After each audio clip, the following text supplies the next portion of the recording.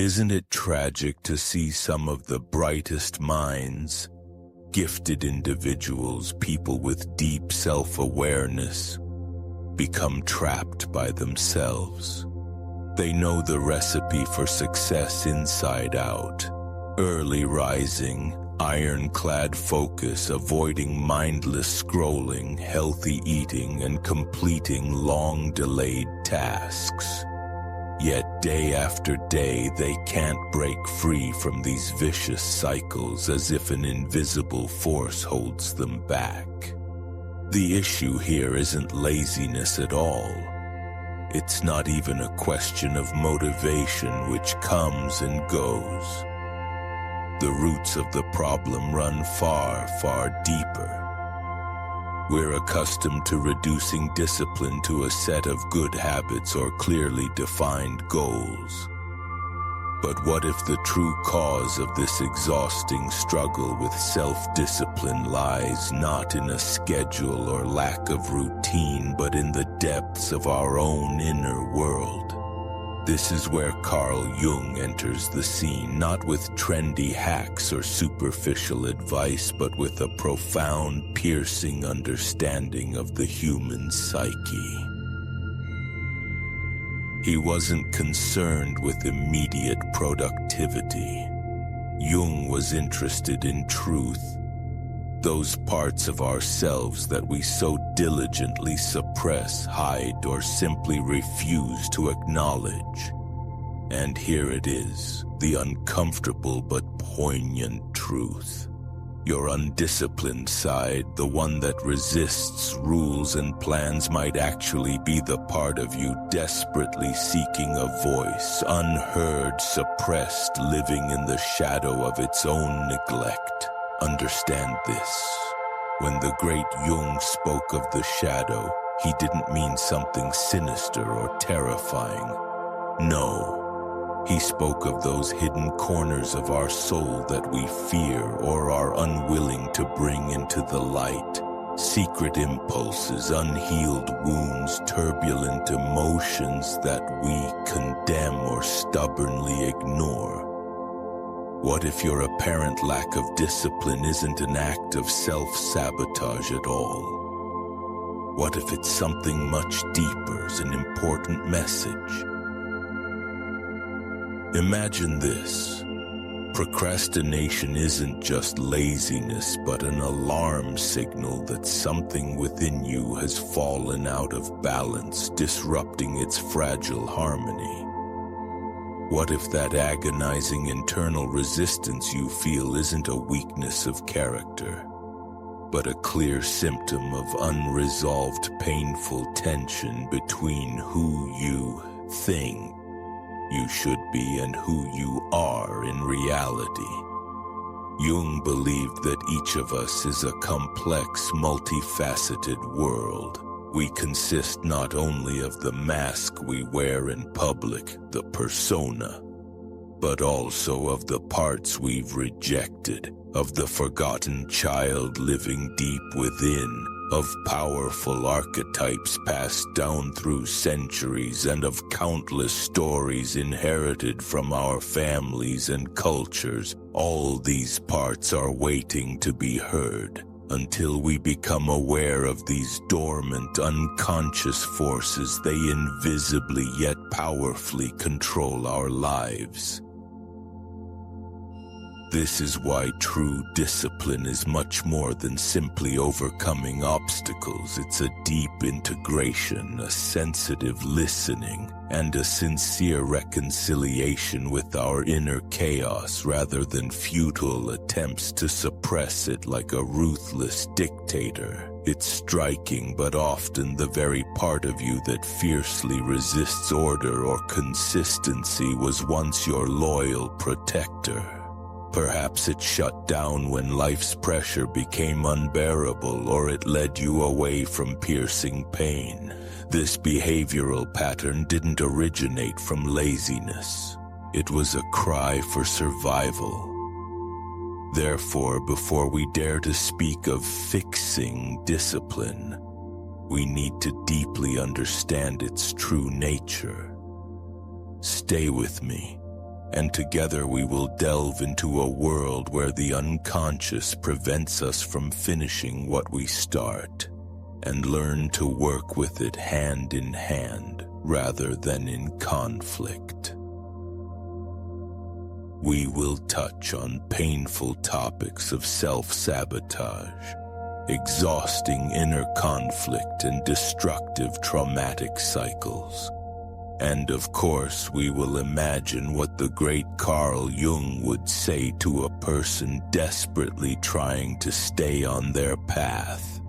If you have ever felt trapped in a repetitive pattern, where you know exactly what needs to be done but just can't bring yourself to do it, please don't blame yourself. You are only human, and believe me, there's much more simmering beneath that surface than you can comprehend. Discipline is not just an external behavioral problem. It's something much deeper. A psychological, emotional, and sometimes even a profoundly spiritual challenge. As the great Carl Jung aptly noted, when we feel stuck, we often face a powerful internal conflict. On one side is our conscious mind, the part of us that passionately exclaims, "I want to succeed, I want to be better, I want to change," and on the other, the unconscious mind, which may be pursuing a completely different, sometimes hidden agenda. And you know what? The unconscious is a titan with which the conscious mind cannot compare. It is far, far more powerful. Jung believed that the unconscious is not just a dump for forgotten thoughts. It is alive. It breathes. It is a whole repository of memories, emotions, desires, beliefs, and most importantly, deeply ingrained patterns. Patterns that we did not consciously choose, many of which formed in our tender years. Through the pain of trauma, endless repetitions, and unconscious social conditioning. So when you enthusiastically declare, "I'll wake up at 6 a.m. and run every day," your conscious self nods in full agreement. But perhaps your unconscious remembers years of exhausting burnout or associates running with the bitter taste of punishment, physical pain, or a feeling of complete collapse. Imagine deep inside you, like an ancient whisper, lives a belief that you are incapable of finishing what you start. It might seem absolutely absurd from a logical standpoint. After all, the mind strives for completion. But our unconscious, this mysterious inner world, doesn't obey logic. It breathes emotions, is saturated with memory, and speaks the language of symbols. It is here, in this gap between conscious desire and unconscious fear, that resistance arises. It is not an enemy, but rather a misguided protector. The voice of your unconscious desperately trying to keep you safe, even if the threat it guards you against has long ceased to be real. Remember how it might have started. Perhaps in childhood, every time you reached for something new with timid hope, you were met with criticism. You might have heard words that stuck in your memory, a sharp, "You never finish anything," or a demeaning, "You're just not cut out for this." Like a brand on a fragile child's soul, gradually, step by step, your inner child, that tender, vulnerable part of your soul, learned a terrible lesson. Attempting equals pain, and risk inevitably leads to shame. And now, as an adult, you might unconsciously begin to avoid any situations where this old, aching pain could resurface. You postpone your dreams, ignore your most cherished goals. And it's not because you don't care, oh no, it's because something deep within you, invisible but powerful, is terrified of facing failure again, of experiencing that same pain and shame. Carl Jung would call this a complex, a powerful cluster of interconnected thoughts, feelings, and memories revolving around a single theme. And when this complex is activated, it's like an invisible invader, paralyzing your will, depriving you of the ability to act clearly, consistently, and decisively. You lose control and it dictates its rules. You've probably caught yourself disengaging from your intentions, diving into self-sabotage, endlessly overloading yourself with tasks, or finding 1,000 convincing reasons why today of all days is absolutely the wrong time for much-needed change. But the issue isn't your lack of willpower as it might seem. In reality, the root of the problem lies in an internal conflict, a deep rift between your conscious aspirations and hidden unconscious fears that whisper no to you. The great Jung once insightfully remarked, "Until you make the unconscious conscious, it will direct your life and you will call it fate." What does this wise thought mean for our ability to discipline ourselves and achieve goals? It means that to finally start finishing what you begin, to achieve true consistency, deep focus, and inner harmony, it's not enough to simply try harder. You need to master something much more important. The art of asking the right, penetrating questions. For example, what is this inner resistance actually trying to tell me? What deeply ingrained belief or old, forgotten memory is manifesting now? Whose voice is this in my head? My own? Or is it an echo of someone else's opinion from my past? Which part of me is feeling fear right now? And most importantly, what does it need to feel completely safe and finally emerge? This is the real inner work. It's far from glossy glamour. It doesn't fit into a trendy checklist or another perfect morning routine, but it is authentic, profound, and truly capable of transforming your life.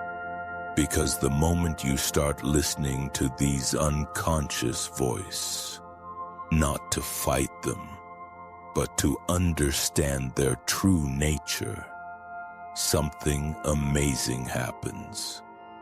The internal resistance weakens, like a weight falling off your shoulders. You begin to act from a state of genuine integration, feeling whole rather than torn by internal conflict. And then discipline suddenly transforms. It no longer feels like an exhausting punishment. On the contrary, it becomes an act of deep devotion to yourself, a sincere commitment to your true self. It's a daily conscious practice, remembering who you truly are, and with each new day, manifesting yourself as that authentic person. But if the root of our difficulties with discipline lies in this agonizing internal conflict, then where on earth does it originate? It is here in the search for an answer that Carl Jung's concept of the shadow becomes absolutely indispensable. When we hear the word shadow, our mind usually conjures dark images, something sinister, evil, perhaps even something shameful that we want to hide. But Carl Jung viewed it entirely differently. The shadow is not evil, it is simply unknown.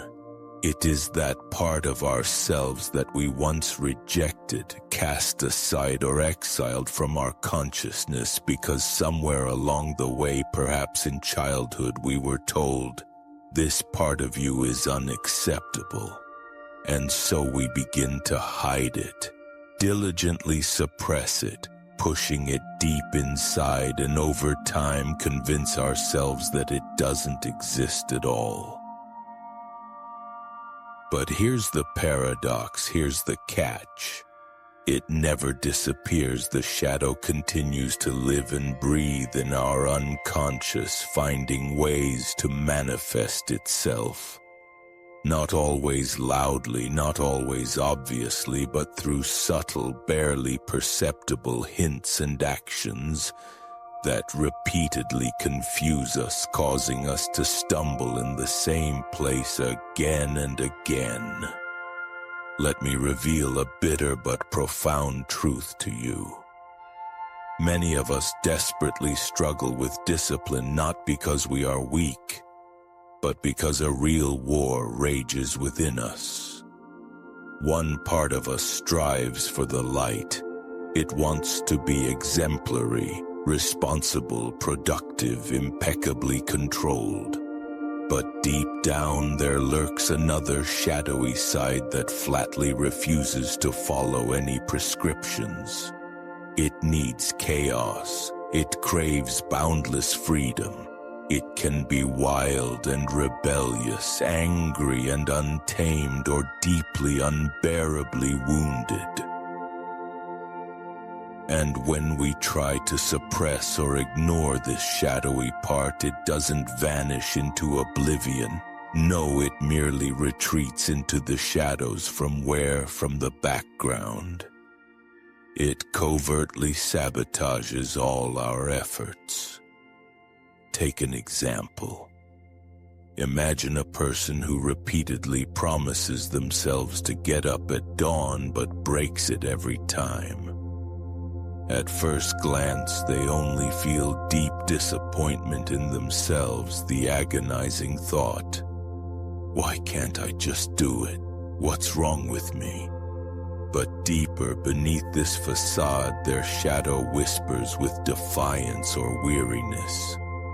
"You've tried to be perfect your whole life to please others. I've had enough of this endless game. I want peace. I want to be truly free."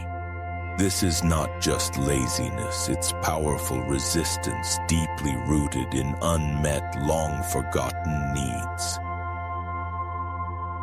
This was Carl Jung's brilliant insight. Until we consciously acknowledge these shadowy aspects of our personality and integrate them into ourself, they will relentlessly control us from the depths of the unconscious. This is why he asserted that one does not become enlightened by imagining figures of light, but by making the darkness conscious. If you consistently face difficulties in maintaining consistency, perhaps the key to the solution lies not in increased efforts or even greater self-discipline. Perhaps it's time to finally listen to that deep inner voice that you have tried to silence for so long. To that part of you that is full of chaos and unpredictability, that experiences turbulent emotions, aches with frustration, and most importantly, always remains profoundly honest. And then when you dare to embrace this part of yourself, not to let it destructively control your actions, but simply to acknowledge its existence, give it the right to be, and respect it, then something truly transformative happens. It's not just a change. It's deep integration, a genuine alchemy of your inner world. Suddenly, the internal struggle that exhausted you every day ceases. You achieve an amazing harmony. All your inner selves begin to move in a single direction, cohesively and purposefully. This is the foundation of true discipline. Not rigid control dictated by fear, not exhausting self-punishment, but deep, unwavering integrity. This changes everything. Once the shadow within you is integrated, you will no longer blindly repeat the same destructive cycles. You will stop ignoring your incredible potential that has remained hidden for so long. Instead of former confusion and uncertainty, you will begin to move through life with astonishing clarity and confidence. So after all these profound insights, the most important question arises. How do we actually apply all of this in practice? How do we turn this new understanding of ourselves into real, tangible transformation? Let's start with something that seems simple but holds incredible depth: awareness. True self-discipline begins not with external force, but with absolute honesty with oneself. But this is not the cruel, shame-ridden, tough love we've been accustomed to. I'm talking about a gentle yet radically honest and profound awareness. To change an entrenched pattern, you must first see it. Not just the external behavior, but the hidden emotion beneath it. The deeply ingrained belief, the recurring scenario that plays out again and again. Take, for example, the eternal desire to write. You talk about it, you dream about it, but the pen never touches the paper and the screen remains blank. Stop. Ask yourself questions that penetrate. What does this word, writing, truly mean to you? What whirlwinds of feelings arise within you just thinking about fully immersing yourself in this process? Whose voice, authoritative or whispering, sounds in your head? Does it support you or mercilessly criticize? And what if success comes? What if you achieve what you've long dreamed of? Does that thought scare you? These questions are not just a set of words. They are an invitation to the deepest self-analysis. They demand that you stop, slow down your thoughts, take a deep breath, and face the truth. Without embellishment, without self-deception. And then when you dare to answer these questions with absolute honesty, casting aside all self-judgment, you will feel something new begin to form within you. Space, pure, free, open.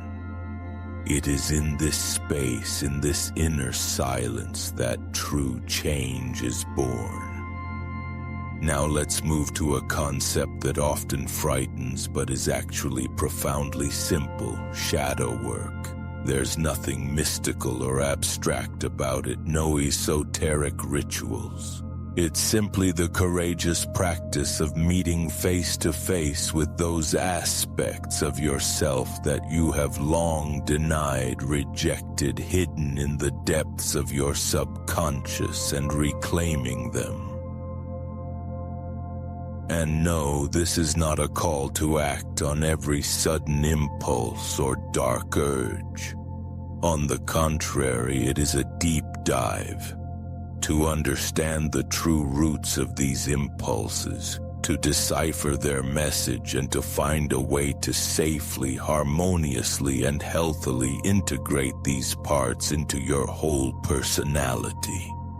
Imagine suddenly realizing that your stubborn resistance to any structure comes from that fragile, vulnerable part of your soul that was once a child. This part felt trapped by endless control, deprived of even a hint of freedom. And now, as an adult, it becomes an unwitting saboteur of any form of discipline. Because for it is nothing less than a new, insidious threat to its precious freedom. But here is the miracle of transformation. When you finally lean into this frightened inner child, gently acknowledge its deep pain, and patiently, lovingly explain that structure is not a prison, but a conscious choice, that it can be incredibly flexible and, most importantly, that it can become your reliable, supportive ally. Then, like ice under the spring sun, the resistance slowly but surely begins to melt. Of course, this doesn't happen in an instant with a snap of the fingers. It's a delicate, gradual process. But discipline transforms. It ceases to be a suffocating cage and becomes a free, conscious choice. But let's look even deeper into the very essence of this concept. Discipline is not tyrannical self-control, no. It is an act of the deepest, unconditional self-care. True discipline, the kind that takes root in the soul and yields long-term fruits, grows from sincere love, crystal clarity, and a powerful sense of purpose. This is a feeling not dictated by external pressure or internal compulsion, but born from a harmonious alignment with your true higher self. It is at this point that Carl Gustav Jung's wisdom elegantly intertwines with the concept of higher consciousness. He deeply believed that the path of individuation, this sacred process of becoming a whole, authentic person, is the greatest and most profound adventure the human soul can undertake. It is a journey not to illusory perfection, but to radiant, unwavering authenticity. When you begin to see discipline not as a burdensome punishment, but as a sacred act of deep devotion to your true, radiant self, your entire world transforms. You no longer force yourself to change. Instead, you choose to remember who you truly are again and again with every breath. So to support you on this journey, here are a few powerful, practical tools you can take with you right now. First, track not just habits, but resistance itself. Keep a journal or even a small notebook always at hand. The moment you feel yourself avoiding something, stop. Gently but persistently ask yourself, what is truly bubbling or freezing inside me right now? Don't let shame silence that inner voice. Just listen. Over time, you'll begin to see clear, repeating patterns that reveal the roots of your resistance. Second, talk to your shadow. Yes, literally. Write a letter from the perspective of the part of you that stubbornly resists. Allow it to express everything that has accumulated. Let it rage, weep, protest, scream about its fears and grievances. Do not censor it. Then, taking a deep breath, write a response from your conscious, wise self filled with boundless compassion. This might sound unusual, even a bit strange, but believe me, it's an incredibly powerful practice capable of healing deep wounds. Third, reframe discipline as a sacred spiritual alignment.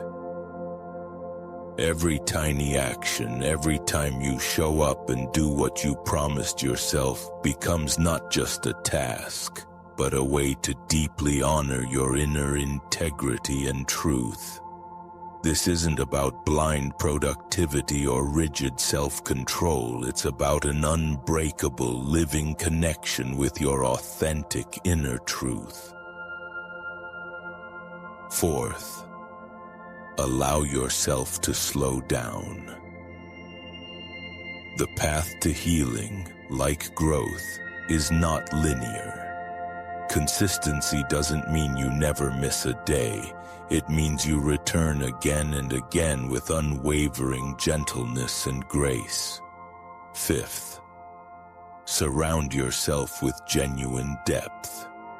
Create a space around you, both in the real world and digitally, that nourishes your deeper way of life. Listen to voices that speak to your soul, not your ego. Build your life in a way that supports your nervous system, rather than provoking stress responses. And finally, never forget this. You are not undisciplined because of laziness. You are a complex, multi-layered world woven from countless stories and deep experiences that have shaped you in unique ways invisible to most. The very fact that you are reading these words already speaks to your readiness to live differently, with deep self-respect, piercing awareness, and a boundless heart. The great Carl Jung believed that true healing comes through integration, through becoming a whole person. And when all those once rejected, silenced, misunderstood corners of your soul finally begin to move in harmony, in a unified direction, then true power, crystal clarity, and authentic, unrestricted freedom are born. Trust yourself fully and deeply. You are not starting from scratch, not beginning with a blank slate. You're just coming home to yourself, to your authentic, unchanging essence.